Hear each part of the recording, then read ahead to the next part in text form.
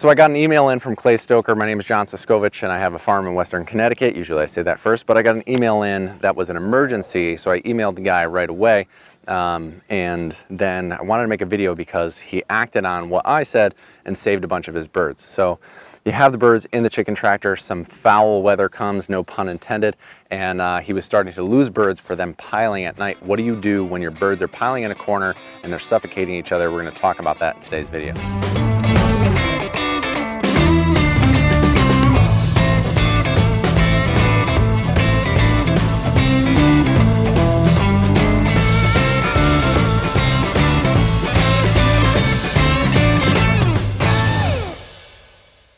So I got the question in, hey John, this is from Clay.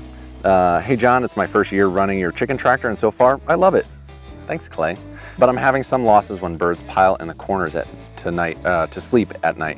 Have you ever had this problem? Any solution? Thank you, Clay. So with the chicken tractor, you'll notice that both ends are open. And I go around the back and say there's a lot of weather coming in from this side and the air that's blowing in at an angle and all the birds are going to a corner. You know, look at how full this chicken tractor is full of birds. They're all going over to one corner and they're piling on each other to get out of the weather because they don't want to be wet, they don't want to be cold. They're trying to stay comfortable and warm, especially if they were younger birds.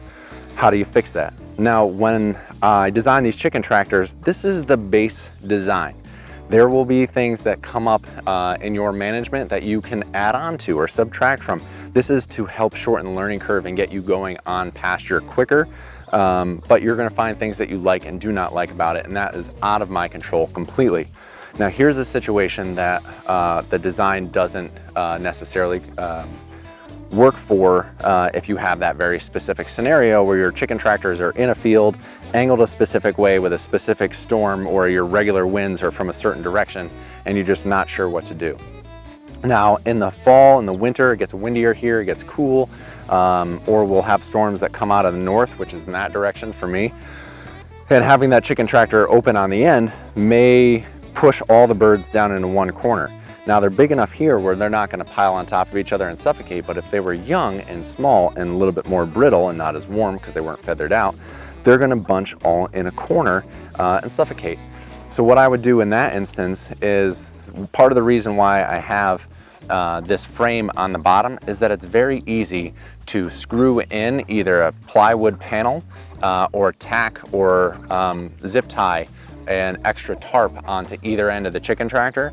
So you can still have plenty of ventilation, but you can give the birds more protection from the elements with the way this design is. Then it's just up to you to cut a piece of wood, have a piece of sheathing or metal, or bring another tarp out and tack it on. Now what I wrote back to Clay is that if he was having birds piling at night, they were probably cold. They spread out when they're warm, they pile up when they're cold. Now if they're cold, it's probably because it's a little too windy and they don't have enough space. You know, these tarps on the sides go all the way down to the ground and they have protection from wind coming this way. But if it's straight on from the front or the back, they don't have as much protection, and that may be why they were piling. So I told Clay to put a tarp or a board on the back, and that created a wind-free zone for the birds. And he wrote back and said that they stopped piling, they stopped dying at night, and that solution worked out perfectly. So bear in mind anything you're doing on farm.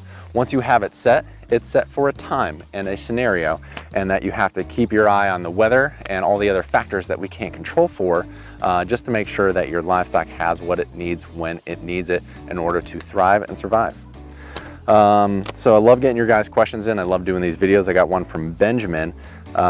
Benjamin is a nurse in New York City and is looking to transition into farming and wants to know when to take the leap. We're going to talk about that in tomorrow's video. If you are a subscriber to the FMS YouTube channel, and if you're not, well, you know, you could consider hitting that button.